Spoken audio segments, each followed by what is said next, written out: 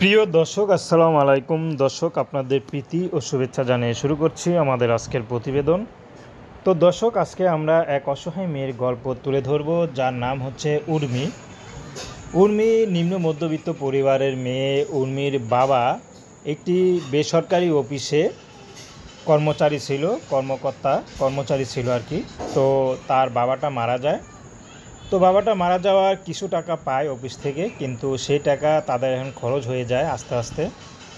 তার মধ্যে তার বাবাটা মারা যাওয়ার পর তার মা অসুস্থ হয়ে যায়। তো মাকে চিকিৎসা করাতে গিয়ে আরও আনুষঙ্গিক খরচ, ঘর ভাড়া, খাবার দাবার এইসব করতে গিয়ে তাদের টাকা সব শেষ হয়ে যায়। এখন চলার মতো কোনো অর্থটুকু নেই, কারণ তার বাবা ছাড়া কেউ ইনকাম করতো না।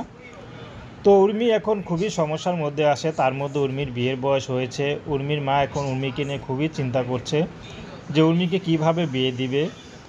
তো এখন উর্মি ইউটিউবে এসেছেন তার মার দুঃখ কষ্ট দূর করতে। যদি উর্মি ইউটিউবে এসে যদি ভালো একটা জীবনসঙ্গী পেয়ে যায়, তাহলে হয়তো উর্মি তাকে বিয়ে শাদী করলে তার মার একটু কষ্টটা দূর হবে। উর্মির ব্যক্তিগত কোনো পছন্দ নেই। কেউ যদি উর্মিকে পছন্দ করে তাহলে সরাসরি যেন উর্মির নাম্বারে ফোন দেয়।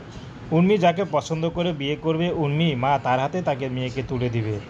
তো সে বিবাহিত হোক আর অবিবাহিত হোক, তাতে কোনো আপত্তি নেই।